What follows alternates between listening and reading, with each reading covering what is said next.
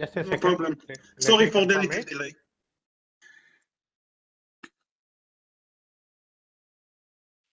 All right, just a second. Yeah. Okay. Yeah, we are live now, and I'm starting recording also.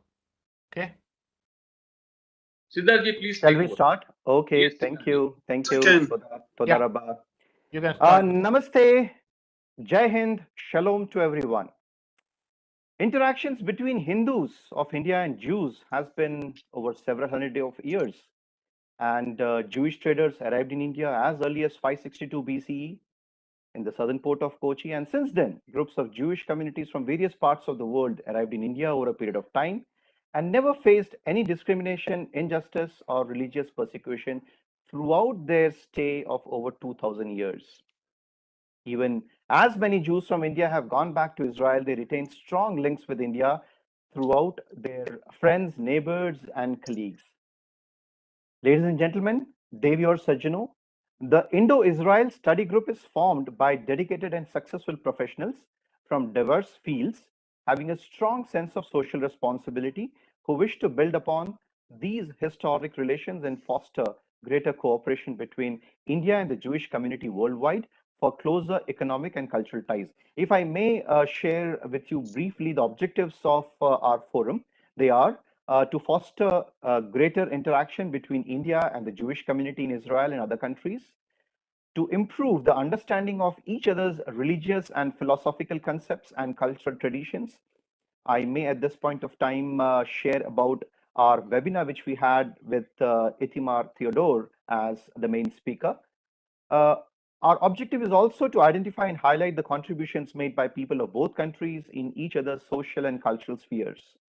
To give you examples, David Sasson, Dr. Aaron Cooper, General JFR Jacob, Dr. Abraham Solomon Irulkar, who was the personal physician of Mahatma Gandhi, Vice Admiral Benjamin Abraham Sampson, David Abraham Chiulkar.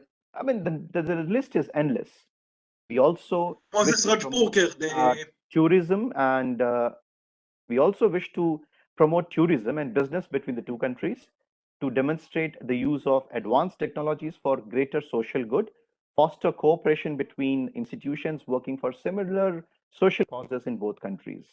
So with these broader objectives, we have today a very special webinar, and the topic for today's webinar is going to be on the Haifa war and the Indian soldiers' contributions. But before we begin with the main speaker, we have with us Swati ji, who shall give us a brief about the activities that we had on the Haifa war celebration, Haifa Battle of Haifa in India.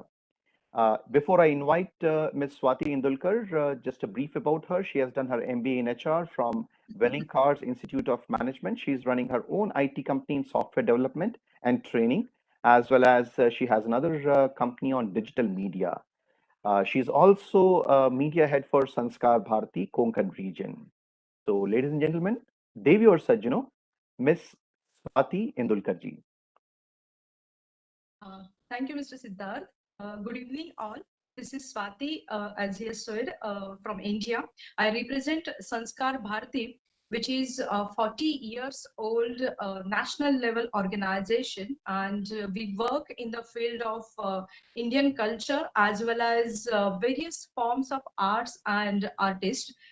This year, along with IIFF, Sanskar Bharati, in association with them, had celebrated Haifa Day on 23rd of September in Nasik as well as in Thane. These two cities are outskirts of Mumbai. And as you know, past few years, this year also in Delhi, Teen Murti Chowk, Haifa Day had been celebrated. Even in Bangalore also, the Haifa Day had been celebrated. So, and you're aware that today in Haifa, the Haifa Day was celebrated in the morning. So I have just made a small presentation, which is self-explanatory, which you know, have a lot of photos and videos. So I will not take much time of yours, and I want all of you to just go through it. I'll just share the presentation with you. Thank you so much.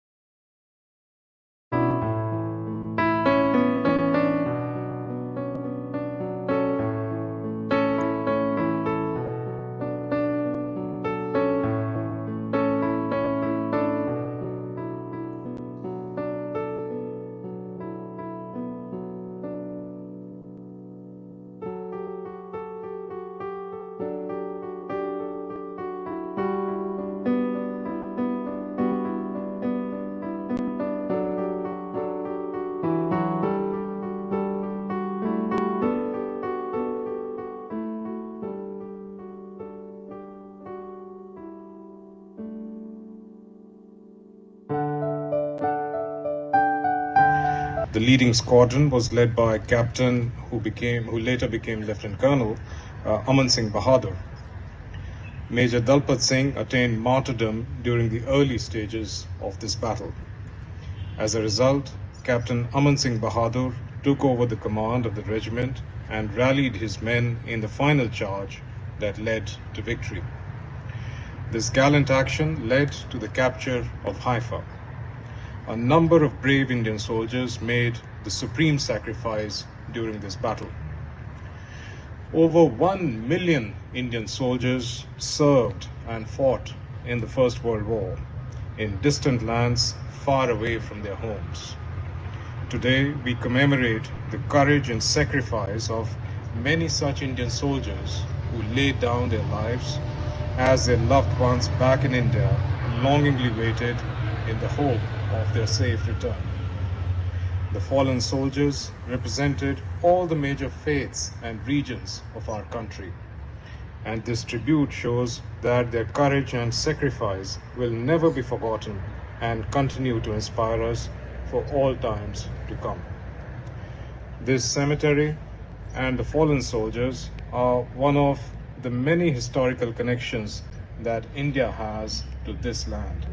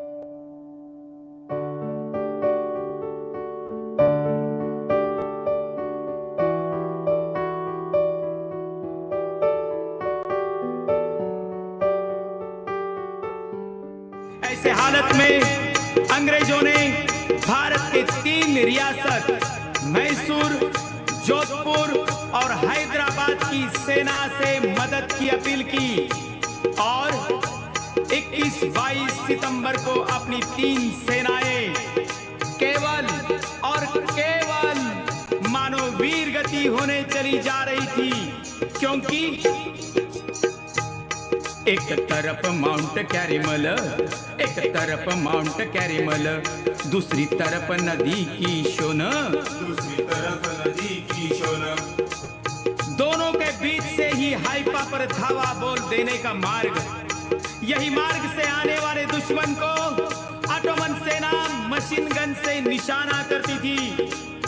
ऐसे हालत में परदेश भूमि पर केवल भालाधारी घोड़सवार हमारे जवान कैसे कैसे सामना करेंगे मशीन गन का? कैसे?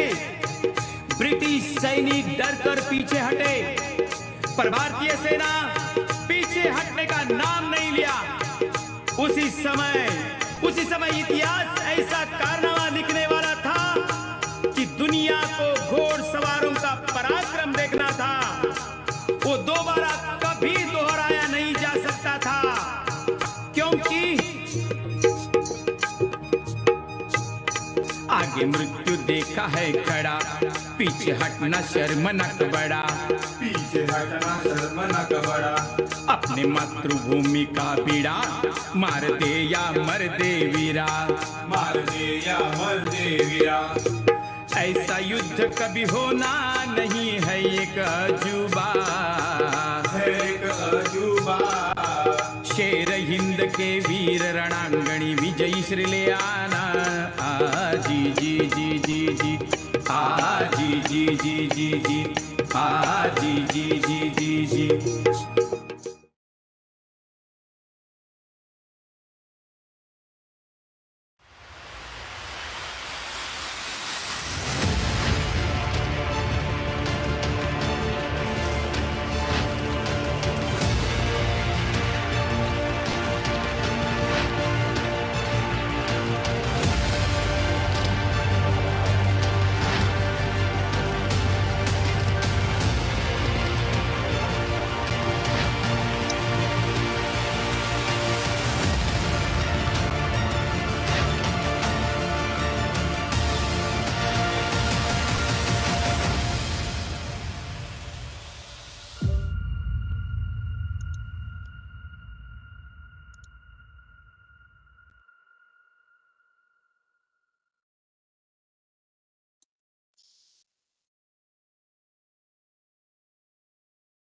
all. Thank you. Dhanyavad, Miss Swati. That was really I would say, goosebumpish see-through of various activities that were undertaken in Bharat. Thank you so much once again. We have today amidst us a lot of dignitaries both from Israel and Bharat, and I'd like to specially name 2 dignitaries from Bharat, senior defense officers. Admiral Grewalji, a very senior naval commander, who had been also at the helm of affairs of National Defense Academy, India's Tri-Services Training Academy. We also have amidst us Major Surendra Mathurji, Sena Medal. And the reason of mentioning Major Surendra Mathurji's mention here is his special interest in finding and research on cultural aspects between Druze and India. So those of you who are listening and attending to this particular webinar and knows any Druze leader, please reach out to Major Surendra Mathurji. He's there in the participants list as well. So with this, we move on to the main segment for today's webinar. As you had seen through a prelude, you would understand that over 100 years ago, on 23rd September 1918, gallant Indian cavalryman fought and defeated the Ottomans in the legendary Battle of Haifa, which is believed to be one of the last cavalry charges in the modern military history. And interestingly, 2 months later, World War I ended on 11th November 1918. The Great War changed the world in ways that nobody could have imagined.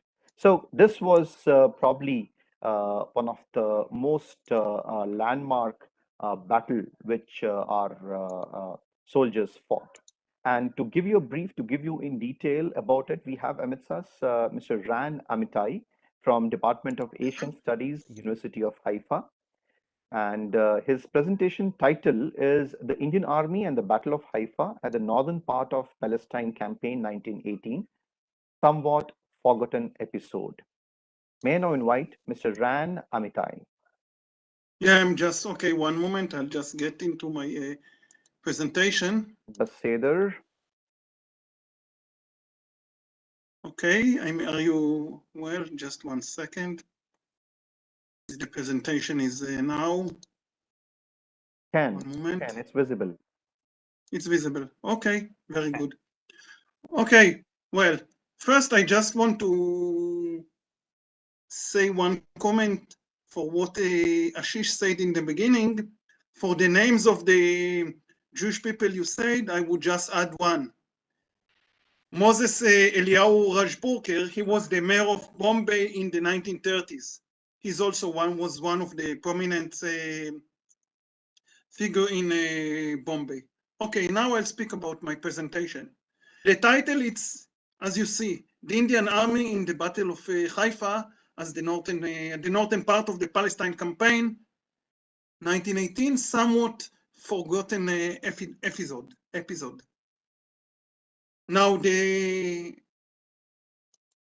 actual story about it, it's that it was part of the Northern Campaign, but for many, many years, it was forgotten, and it was just, the story was just rediscovered in the early 1990s, as I will show later.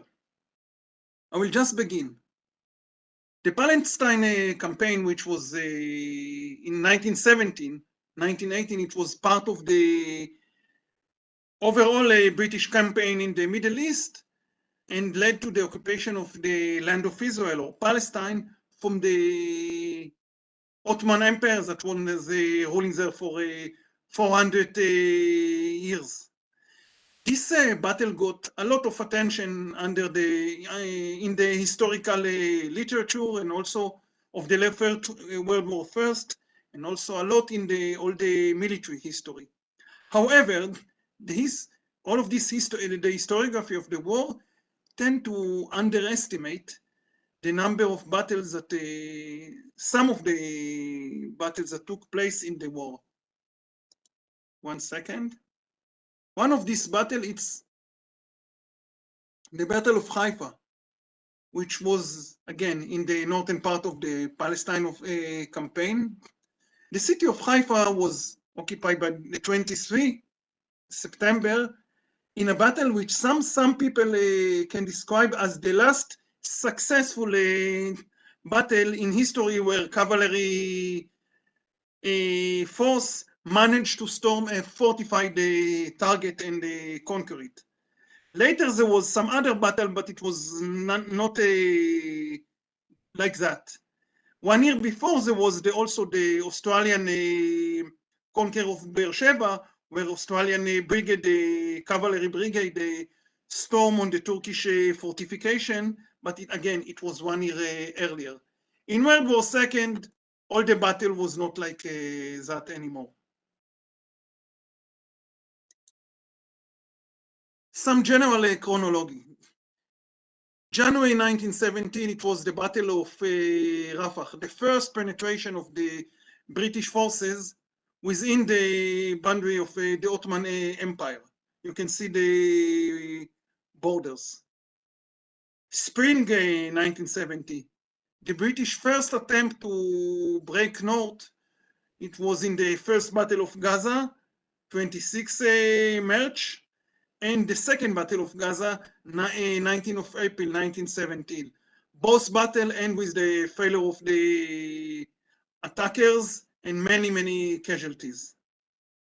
Finally, in the fall-winter 1917, the successful southern part of the Palestine campaign. At October 31st, 1917, the Australian unit stormed and broke through the Ottoman line at Beersheba. And following this battle, the whole Ottoman defense line in South Palestine folded, and the Turkish had to retreat north. By December 9, same year, General Edmund Allenby entered Jerusalem. Well, not exactly on his horse. When he came into Jaffa Gate, he got down from the horse. He said, "I'm coming as a tourist, not as a commander." And by the end of December that year, the British set their standoff line north of the Yarkon River through the South Samarian to the Jordan Valley, what we call Uja line, because another name of Yarkon River in northern Tel Aviv is Uja.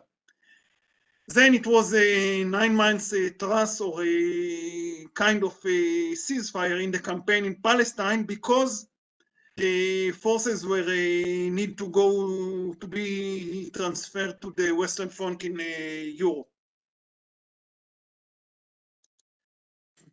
After 9 months, the campaign was resumed. In September 1918, the British forces began the breakthrough through the coastal plain and the Sharon Plain and the central mountain with the Samarian mountain. Finally, they got into the Esdraelon Valley in the northern part of Palestine. You can see here exactly the arrows. That's how they proceed.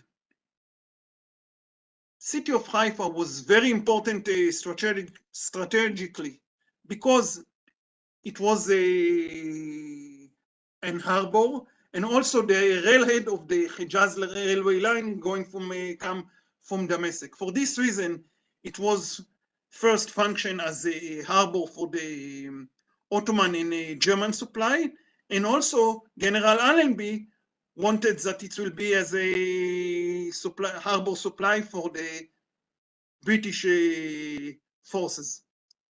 So it was vital to conquer the city. The mission of conquering the city was assigned on the 5th Cavalry Division, was consisted of 3 brigades of Indian forces, 13, 14, and 15.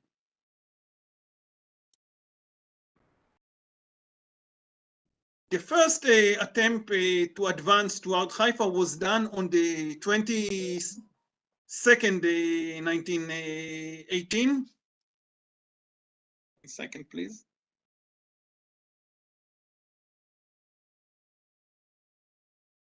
So, and now the forces came from Afula in the Esdraelon Valley, but finally they were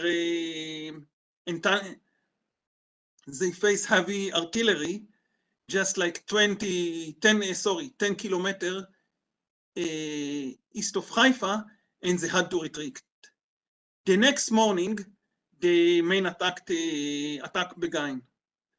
When Haifa was assigned to the 15 brigade, and the 13 brigade, which was also Indian brigade, went from Nazareth northwest to the direction of Shfar'am in Israel and Akko, and they captured Akko almost without any resistance. And the 15th brigade was, as I said, assigned to conquer Haifa. The 14th brigade was remain as a reserve force.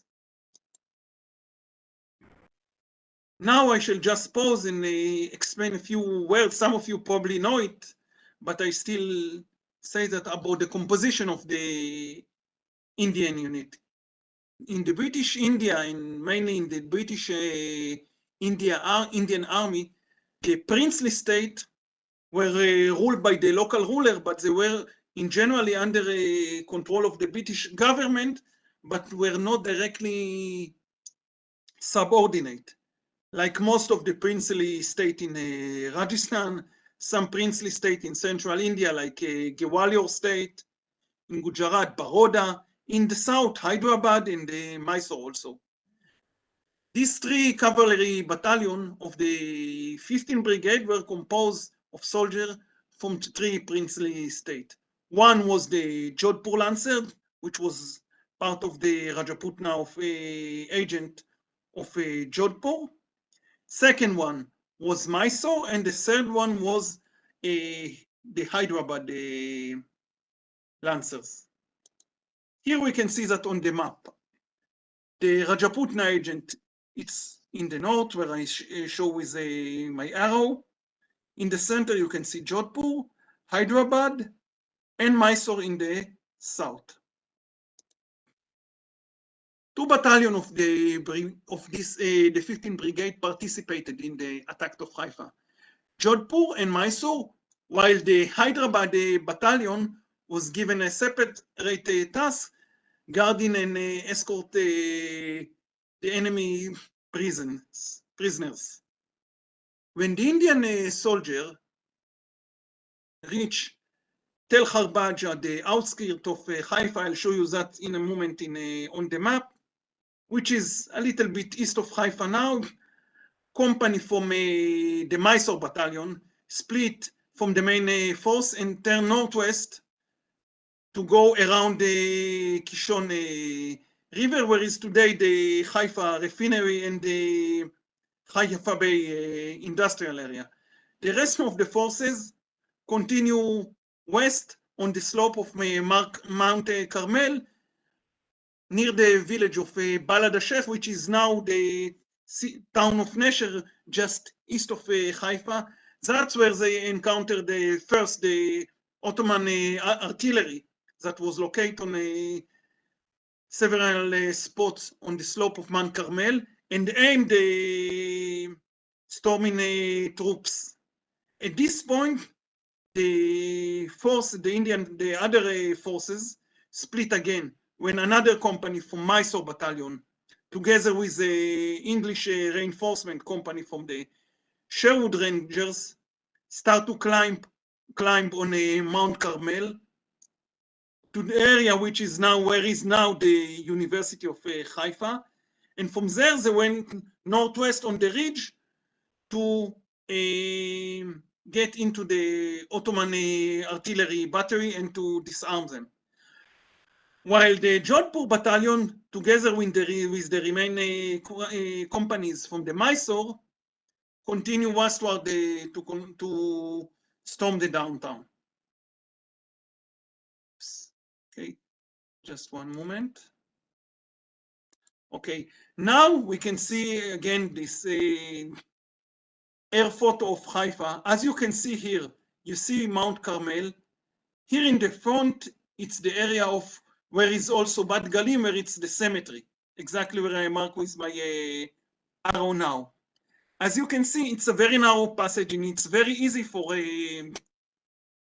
any forces to aim their artillery down and control the area. This is the sketch of the main battle. First, in the east, it was Tel El Harbaj, the first split. The one company for Mysore Lancer went north, just north of the Kishon River, and finally they got into the outflow of the Kishon, where they crossed the river and got into the downtown. The rest of the forces went south of the Kishon in a very small gap between the mountain and the river. Then in Balad Sheikh, they split again.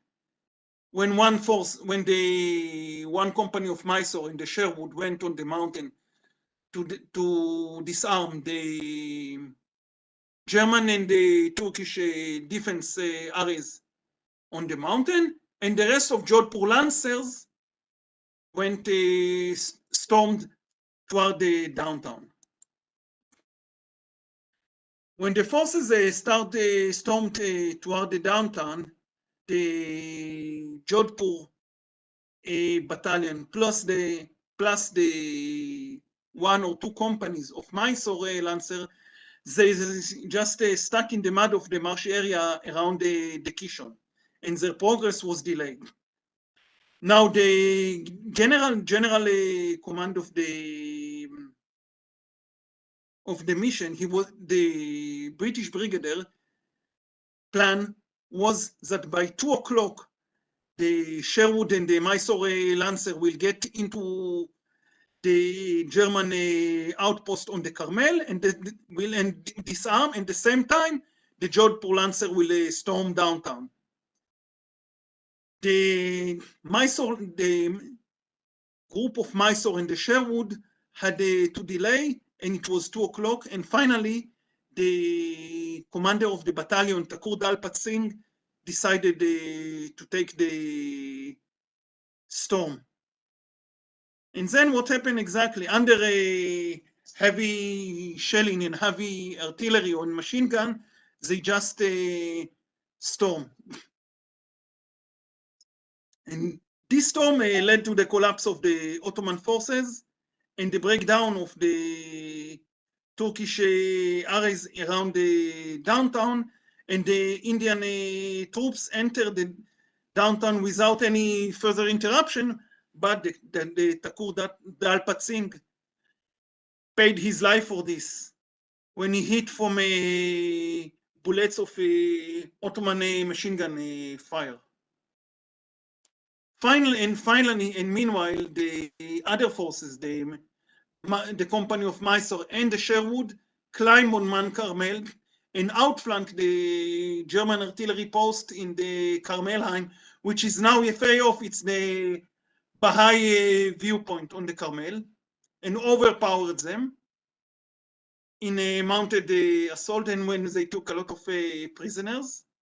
And after they took over the Carmel, they descend also to the downtown, joined the main forces that came to the city from the east, the Jodhpur Lancer, and then the city conquest was completed. What you can see here, this is one of the German cannons that remain as a kind of statue in this Carmelheim viewpoint. That's the sketch of, oops, 1 second, I'm sorry. That's the sketch of the final stage. In one hand, in the downtown, it was the main assault of the Jodhpur Lancers, where the Thakur Dalpat Singh was hit around the red area, and on the mountain, it was the occupation of the Carmelheim. Epilogue. The casualty of the forces were very few, only 7 dead. But sadly, one of them was the commander of the battalion, the Thakur Dalpat Singh. However, the attacked forces lost a large part of their horses at the end of the battle, and by the end of the battle, they remained only with 15 horses. Some of their horses were replaced by the Ottoman horses they took from the Ottoman forces. So the loss of the horses was maybe kind of minimal.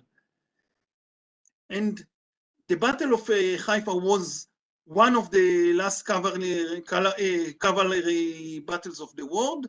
And as again, we say one of the last successful cavalry battle in history.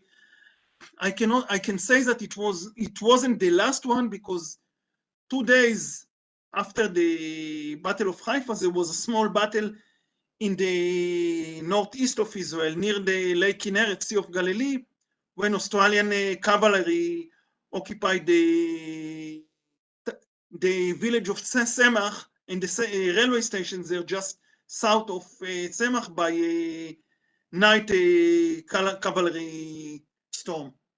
Now, by the end, at the end of the battle, the Indian held a victory parade in the city.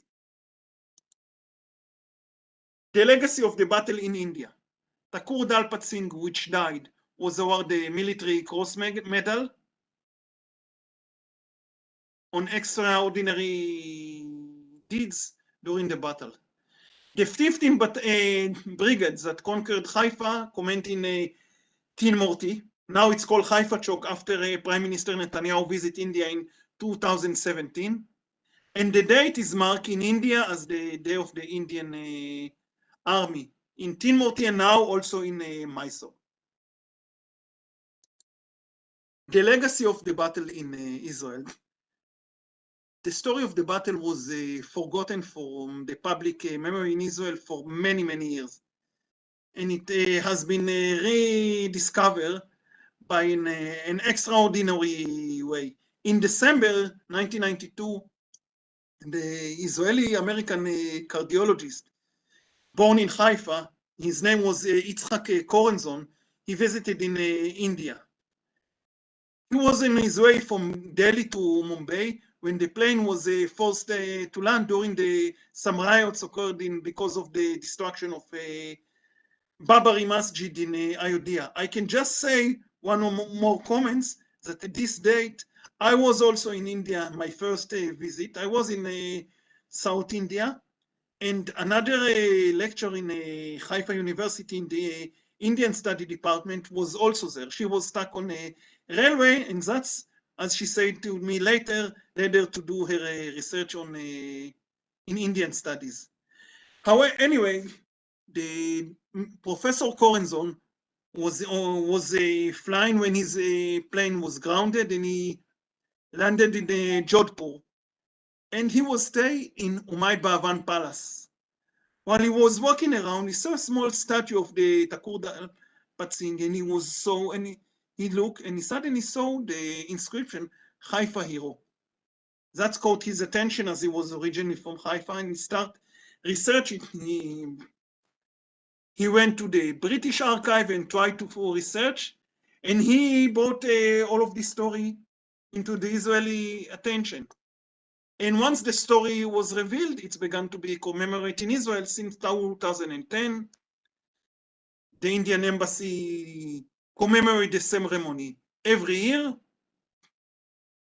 in the cemetery. And by 2019, it was the 100th anniversary. It was also with the present of the Maharaja of Jodhpur and the Brigadier MS Joda, which is also in our group, that is the great grandson of the Thakur Dalpat Singh. One last comment about it that it's important to note, it's strange that Dalpat Singh in his memory is not appear in Haifa Indian cemetery at all. Dalpat Singh remain ash was actually buried in Port Said in Egypt. Why is that? I'm not clear. This is also, it's because some of the story of the Indian forces in Israel, it's not known enough. That's it for my presentation. Thank you. Dhanyavad. Dhanyavad, Okay. Ran. Dhanyavad. Toda rabba. Okay, now can I say a few more comments, few words? Basidar, please go ahead. Sure. I spoke now about, of course, about Haifa battle, but in the last year, we start to rediscover many more battles that Indian soldiers in Israel were involved.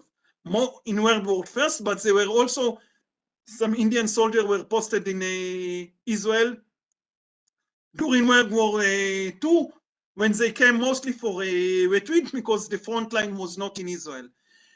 In generally, the story of the Indian soldier in Israel, it's something that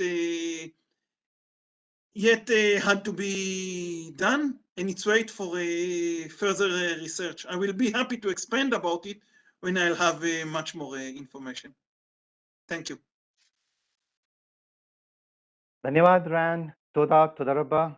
That was really very interesting unfolding of the mystery that you had rightly put it as your title. Though this is a Q&A session, but Ashish ji had categorically mentioned interaction with the speaker. So either we keep this floor open and you can just raise your hand. You can use an emoji here, which is raising hand, or can ask or interact with the speaker. Ran is here with us, and Glad. would I be will be glad glad to answer. Yeah, yeah. If anybody has any questions, then they are free to ask Ran. Ran is actually doing his PhD on Jewish soldiers who have served in the Indian Army, if I'm correct. So that is his. Yes, you are He's correct. a very serious researcher. Yoffe, wonderful. Tov. Ran Tov. I just want to say one more word about it. Yeah, I began with that, but now I find actually another path which is more interesting, but that's something for another research. The Indian soldier in Israel. तुला काय बोलायचं? Yes, Aparna ji, your question, comment. Rana, you want to ask something? You are welcome. Yeah. No, I mean, I actually to introduce myself, because I'm new to this forum. I have been in Haifa University as a postdoctorate fellow, and Ran and we both, he is Philip, my husband, and we were staying in where Ran used to stay, so we were neighbors. So we know Ran very well, and I have heard this story several times from Ran. Actually, when he And met now me you see first. that on the Yeah, I mean, not in so elaboration, but yes, I mean, I have heard right, our first meeting, my first meeting with Ran was on the stairs, and then do you know Dalpat Singh, and he told me the story, and I really, it is really very fascinating. The story is very fascinating, and it's remarkable that for those Indian soldiers, it was not their motherland. I mean, generally people fight for their motherland, but they were fighting for somebody else's motherland, and to save somebody else, and they gave their lives for that. So that's really very remarkable, what I find, and the story really is fascinating, and I surely would like to read more about this Haifa battle, and generally I give talk on Israel and my experience and my learning about Israel and all. So certainly I'm going to include this as well, this aspect as well, because it's very important and a unique thing in itself. Yeah, thanks, Ran. It was really a good presentation, and it was My nice pleasure. to see you after so many months. Yeah. Yeah.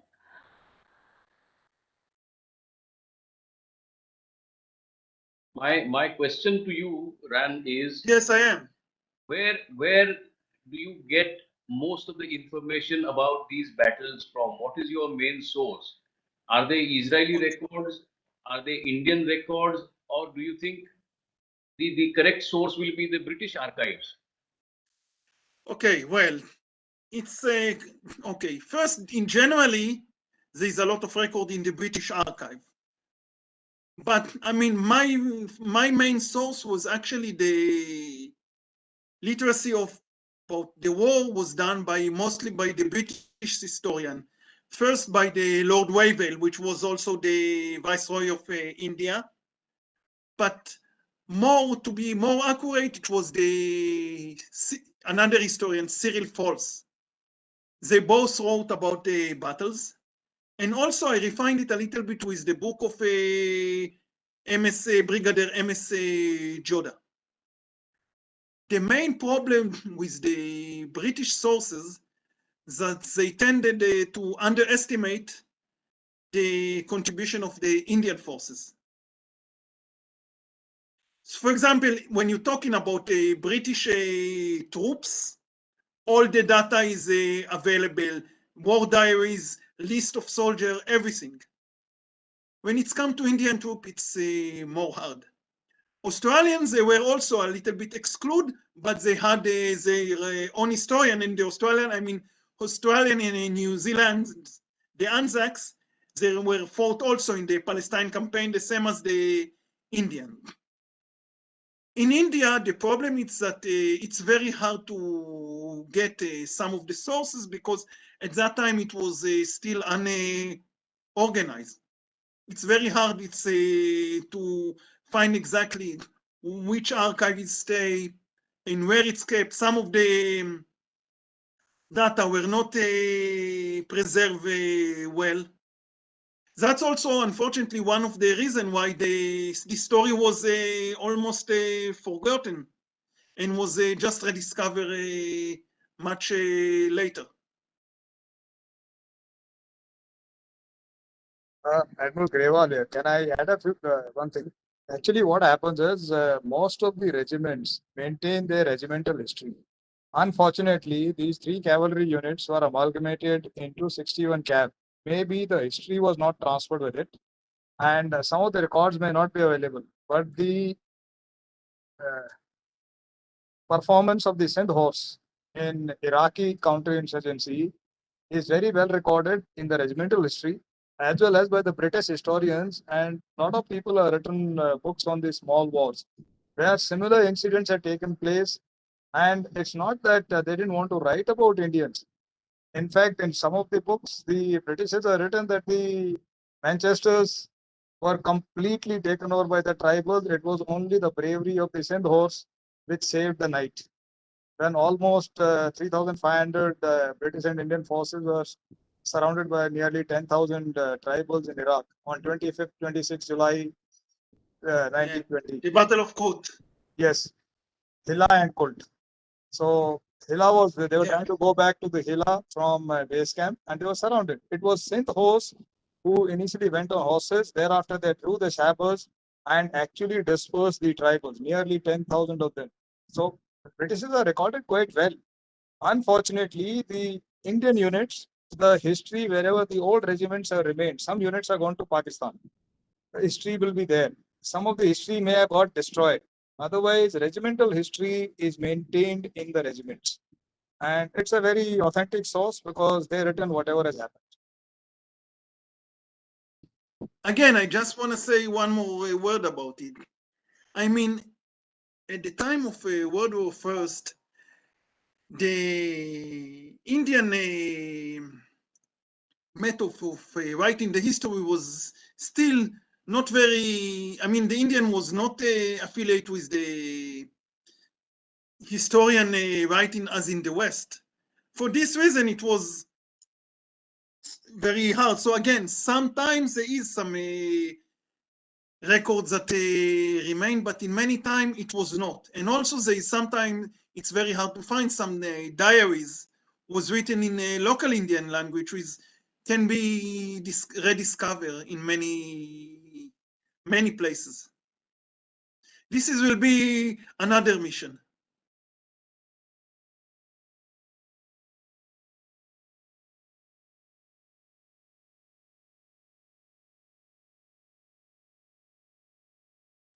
Just before we proceed, if there are any participants who would like to join the Indo Israel study group, please send me a message on my phone.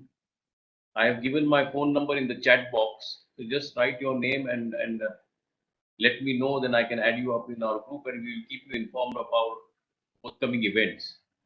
Thank you. Siddharthi, please take over.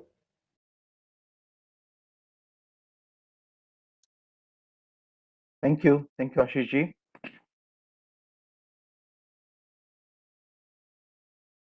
And I just want to say one more word again.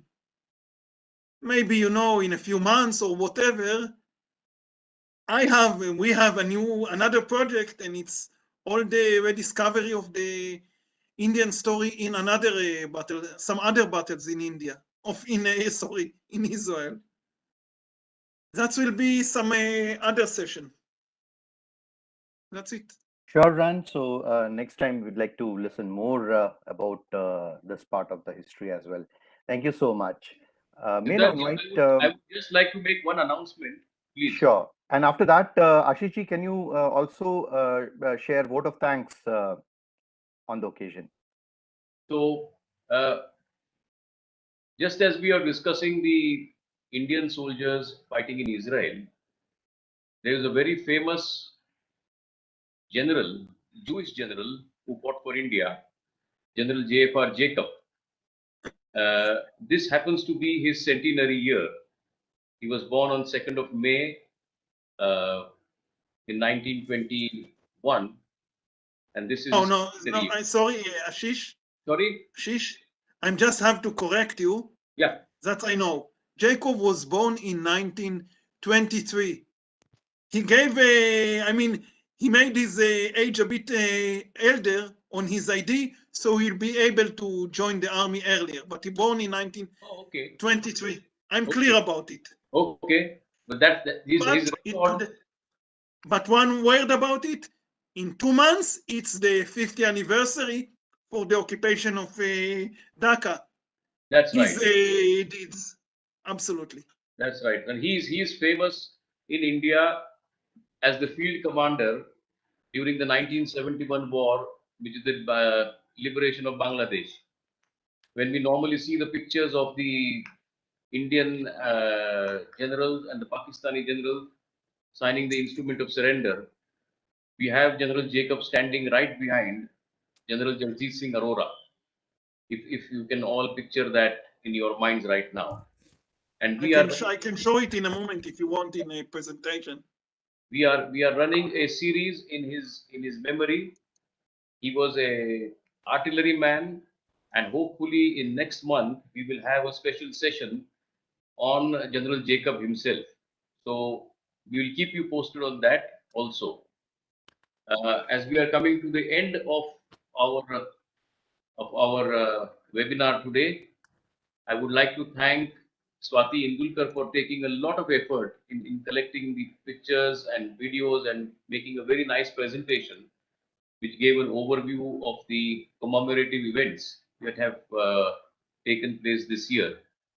I would also like to thank Ran, who has given us a very, very detailed description of the battle and also the events which preceded the battle and what happened after that. So it takes a lot of effort to make a detailed presentation like that. Thank you very much, Ran. I would also like to thank all the participants for taking your time off and joining this webinar. Your participation, your feedback would encourage us to organize more such events in due course. Ravi Kumarji, who actually has written the first book in India about this battle, has joined us now. Raviji, just a few words before we can wind up. I'm so happy I could join and I could hear Rand's last few phrases about General Jacob. Yeah. And I am able to see many of you. Dr. Itamar Theodore is also there. Yes. I was traveling in interiors of Gujarat, so I could not connect also properly. Okay. So excellent. Good.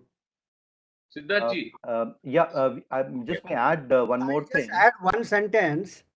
The people who went for the First World War, the Maharaja's troops, Mysore, Jodhpur, Bhavnagar, etc., they were promised that as soon as the war is over, England will give independence to India. But it never happened. So these people were fighting for India's independence, but eventually made Israel independent. Okay, another thing was, till now, the Indians were recruited in the Indian army only as sepoys, that is soldiers at the lowest level, not as commissioned officers, non-commissioned officers. But when they saw that Indians could plan properly and eventually win a war of one of the most difficult terrain, they started recruiting Indians into the commissioned officers. So this paved a new recruitment policy. So it made a big difference in Indian history as well as world history. Thank you. Well, all of this policy of the recruitment of commissioned officers in India, it's actually began by the end of World War First. Yeah. By World War II, there were already many commissioned Indian officers, but again, the highest rank there was in World War II was like maybe only 1 or 2 colonels. Later it came into much more practice in the Indian Army. And I just want to say one word about it. In the Palestine campaign in World War I, there were Australian general, like high ranks general among the British forces. Because probably because the Australians were like Westerners, the British didn't attitude towards them was different. Unfortunately for the India, it came only later by World War II. Yeah, yeah. And General Jacob, when I was talking to him in 2012, he said that he was there in Haifa during Second World War. Well, So yeah, there is a I legacy. assume he Also. was probably no, yeah, well, he was probably on his way. Yeah, he went from Mesopotamia to North Africa. Maybe. And I can tell you one more word about it. He was not the only one. Yeah. I know at least 1, 2 or 3 more officers who did the same route. Some of them have also some photos of Haifa from this time. And one more thing about the Australian army in the First World War, that is, they were fighting the Turks and all. During that, 1914, they started ANZAC, Australia New Zealand Armed Corps. And from Australia, 72 Indians were there.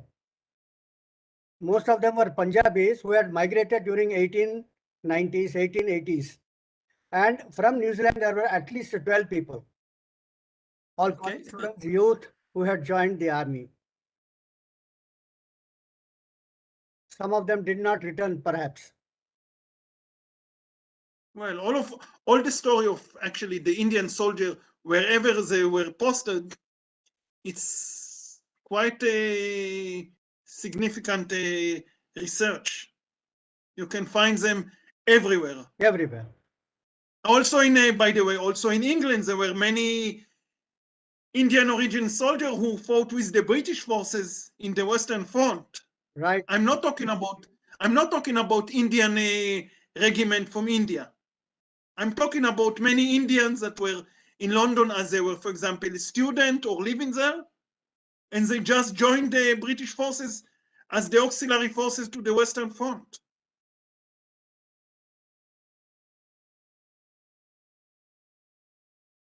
Cannot hear you.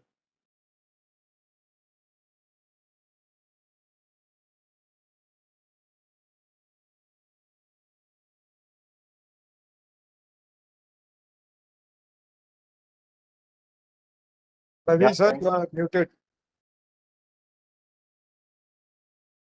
In the Battle of Gallipoli, where many people were massacred by the Turks, there were Indians in the Australian army. I know. And now in Sydney, they have erected a monument for the Indians who fought on behalf of Australia.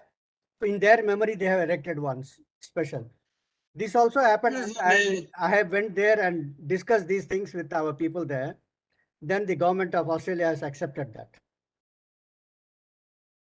In the Australian War Museum, in the Australian National Archive in Canberra, you can find a lot of information about it. The Australian had documented everything very, very well. Very well, very well. And I just want to ask you one question you may know. Yeah, please. Well, I know, for example, about the decorations. You know, Australian and all the auxiliary forces like those, the ANZAC, the Indian and others, many of the soldiers got some decoration. In Australia, I know that all of this war decoration, many of them are held in some specific museum, and a few is by a private custody of the families. What happened to all of this decoration in India? Are they stored located in some museum or archive, or they are by the custody of the families? It's something interesting to know. May I say, quite a few of them have come back to the regimental centers and they are kept there. Families are returned to the regiments. Some of them may have remained with the individuals, but most of them have come back to the regiments. And they're kept So in in the India, it's regimental mostly in centers. the. Regimental So it's centers. most. Okay, well, that's another. It can be another interesting issue to visit these regimental centers. And Okay. another thing, most of the army who were recruited in Australia and New Zealand, they did not have proper training, but still they were sent to Turkey at Gallipoli, and they were told that the Indian trained people will reach and will give you training. But during the First World War, the Australians and the Indian soldiers, they became very friendly, while in Australia they had white only policy. So these soldiers who returned after the First World War, they told the Australian government that Indians are still our friends. So there is you should lift this white only policy.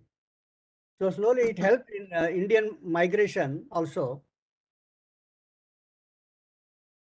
Well, there is no doubt that the Indian soldiers were trained much more than Australian, because in India, I mean, they had to be trained to protect also India. It was also part of the Marshall Race policy to protect the North and the Northwestern front from the Russian and the Chinese. But I would just say one more comment about it. Gallipoli was the only main battle in World War I where the Ottoman won. And who was the commander of the Turkish army there? Mustafa Kemal Ataturk, which was later the. Okay.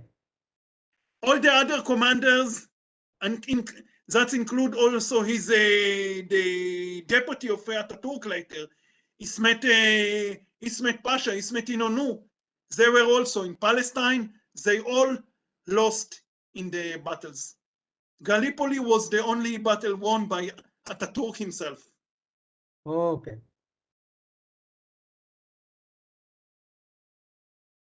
Yeah. Thank you, Ran. At this juncture, let me also share with you that Mani Ravi Kumar ji has written, as shared by Ashish ji, the first Indian book on the Haifa War. And his book has been translated into several Indian languages, Gujarati, Kannada, and several Indian languages. I don't know if it's been translated into Hebrew or not. Not yet. I'd be yet. so happy. So what about the English? If yeah, it's in English. It's definitely in English. So if someone is willing and wanting to translate into Hebrew, I'm sure Raviji would be more than happy. It will be great. So from this group, if we have some volunteers, if someone interested to translate into Hebrew, it's something that the Israeli or the Jewish people should be proud of and would be willing to understand and read about it. By the way, I got a tinker from Ashish ji. Today's session, as he shared vote of thanks, is formally over. So, but it's open for informal discussion, informal chit chat with today's speaker and several high dignitaries from Indian Navy, Indian Army that we have amidst us. So formally it's over, but the forum is open, the webinar is open for any kind of discussion pertaining to today's topic, please. So, the way I'm Sundaram here, may I close that live now?